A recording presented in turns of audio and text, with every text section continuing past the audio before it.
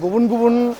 जिल्लायाव कलेज आरो इउनिभार्सिटिनि स्टुडेन्टफोरखौ लानानै दुलाराय बर' फरायसा आफादा जोङो सोलोंथाइ माहारि दानाय आरो बड'फानि जि माहारिबाद माहारिनि आदर्शखौ लानानै गेरेमसा माहारि दानायनि जि मोनसे जोंनि जि प्रिन्सिपल बा जोंनि जि आइडियोल'जि जोङो एवारनेस मिटिं बा इयुथ मिट जों खालामगासिनो दङ। बिश्वनाथ जिल्लायाव गहपुराव थानाय सयदुवार बिश्वनाथ कलेज आरो सतिया आरो गुबुन हायार सेकेन्डारि गासै बेयाव 400सोनि जिखिनि फरायसा फरायसुलि फैदों दिनै जों इयुथ मिटखौ खालामबाय आरो गुबै एजेन्डाया जाहैबाय जे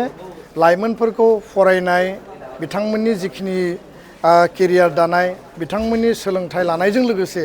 नुजानाय इन्स्टिटिउसनेल बेस्ड कलेज इउनिभार्सिटियाव एग्जाम रिलेटेड रिजाल्ट रिलेटेड बा कर्स रिलेटेड जिखिनि इश्यूज दङ जों बेखौ खोनासंदों जाहाथे जोङो अथरिटिजों बेखौ रिजल्भ खालामनो हायो रायलायनो हायो। बिनि अनगायैबो हारि मोनसेया जुदि निर्माण जानांगौब्ला हारि मोनसेया जुदि जौगानांगौब्ला दिनैनि लाइमोनानो गाबोननि गोख्रों दैदेनगिरि बिथांमोननि जि लिडारशिप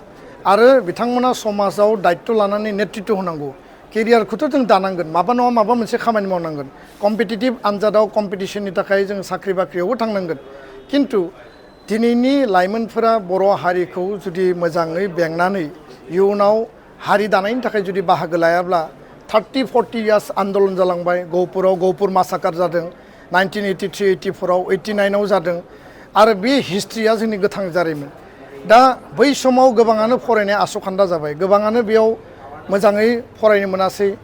खिन्थु दिनैनि लाइमोनफ्रा बे पिसफुल आरो डेम'क्रेटिक मोनसे परिबेसाव गावनि जिउ दानायजों लोगोसे हारि निर्माणनि थाखाय खामानि मावनांगौ इलिगेल जि एक्टिभिटि ड्राग्स जौ जुवा अबैध जिखिनि खामानि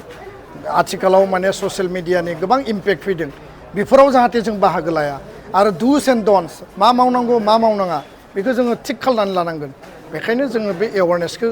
लादों जोंनि लाइमोनफ्रा गोबां माखासे कुइसन सोंदों जोङो बेखौ इन्टारेक्सन बा शेयारिं खालामदों मिजिंथिदों बे हाबाफारिया कन्टिनिउ जायोब्ला लाइमोनफोरनि गेजेराव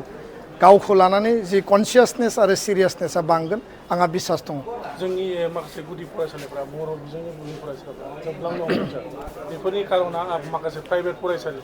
जाय प्राइभेट फरायसालिया सरकारनि माखासे पारमिसन गैयालासिनो दा बेयाव फरायसाफोरा गोबां माखासे जाहोन दङ जे एलपि स्कुला बर' मिडियामनि एलपि स्कुल रायजो राजाया कमिउनिटि मोनसे इनिसियेटिभनि गेजेरजों गायसनदोंमोन बिनि उनाव बेखौ सरकारि खालामनाय जाबाय दाबो माखासेया भेन्सार जानानै दङ भेन्सार स्कुल सरकारि खालामनांगौनि थाखाय जों खामानि मावबाय थादों जायफोरा सरकारि एलपि स्कुल दिनै बेयाव फोरोंगिरि गैलिया आरो रिटायार जानायनि उनाव फोरोंगिरि थिसननांगौमोन सम मथे थिसनाखै अट'मेटिकेलि स्टुडेन्टआ खमायलांदों आरो जि बाथ्राखौ नोंथाङा सोंदों जे प्राइभेट स्कुल क्वालिटि इडुकेसननि थाखाय दिनै माखासे बर' मिडियामनि प्राइभेट स्कुल गायसनदों बियो जायगाल' दङ